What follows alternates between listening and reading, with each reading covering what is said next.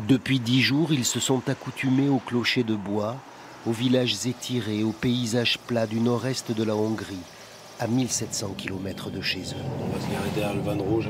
Michal Wadria et Stéphane Poul ne voulaient pas rester simplement spectateurs à distance du drame. Ils ont mis entre parenthèses leur vie à Grenoble pour venir à la frontière ukrainienne.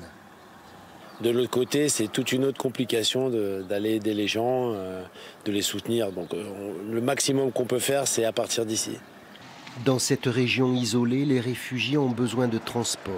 Avec leurs 2 camionnettes à 8 places, Stéphane et Michal se sont mis au service des centres d'accueil comme Tizabech ou Beresougrani. Les 260 000 Ukrainiens arrivés en Hongrie ont essentiellement été pris en charge par des associations caritatives ou des particuliers. J'avais les moyens, j'avais la situation pour me permettre de partir. J'avais une voiture, alors j'ai décidé que je pouvais, que j'allais pas pouvoir me regarder dans un miroir si je le faisais pas, alors que je pouvais.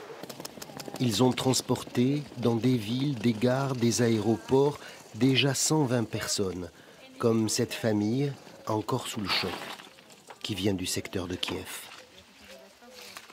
C'est des gens qui ne savent pas du tout où aller là. Pour le coup, moi, la plupart du temps, je prends plutôt des gens qui savent qu'ils vont dans telle famille et tel truc. Et là, ils ne savent absolument pas. Donc, je vais discuter avec eux. Et... Donc, voilà. C'est un peu dur parfois. Oui. Allez. 3h30 de route pour rejoindre Budapest, au centre du pays.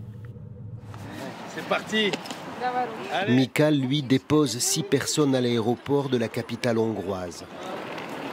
Il les accompagne, comme toujours, jusqu'à ce qu'ils soient entre de bonnes mains pour la suite du voyage.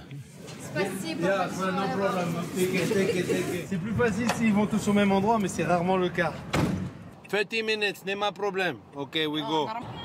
Système D pour communiquer et le temps d'un trajet, glaner les fragments d'une histoire, les morceaux d'une vie fracturée. Cette mère et sa fille vont à Zagreb en Croatie. Michal va les guider jusqu'au train. À peine le temps de souffler. Petite pause là? Ouais, petite pause, ouais. On sait qu'ils sont à bon port sur leur destination, qu'ils sont soulagés, sont un peu partis de la frontière. C'est ce qu'on veut, quoi. Maintenant, il faut revenir. En moyenne, ils font chacun 800 km par jour. Moi, quelque part, je le dis, j'ai la chance, par cette rencontre avec Michal, par le temps que j'avais, où je pouvais passer du temps ici, à être au cœur de ce qui se passe ici et de cette solidarité extraordinaire. C'est magnifique ce qui se passe. Ils sont hébergés gracieusement dans une maison communale à Tiszasécsi. Ils y retrouvent le 3e comparse, Alexis, qui s'occupe de l'organisation et raconte leur engagement sur les réseaux sociaux pour lever une cagnotte qui sert à financer l'opération. À quelques centaines de mètres de la maison, il y a un lieu symbolique, la rivière Tisa. Et c'est l'Ukraine de l'autre côté quand même. Tous ces gens qu'on récupère dans nos camions pour les emmener loin, en exil et tout, ils viennent de là, juste en face là.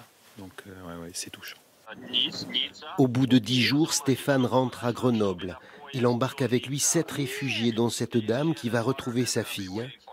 À Nice. Tomorrow night. Ok, demain.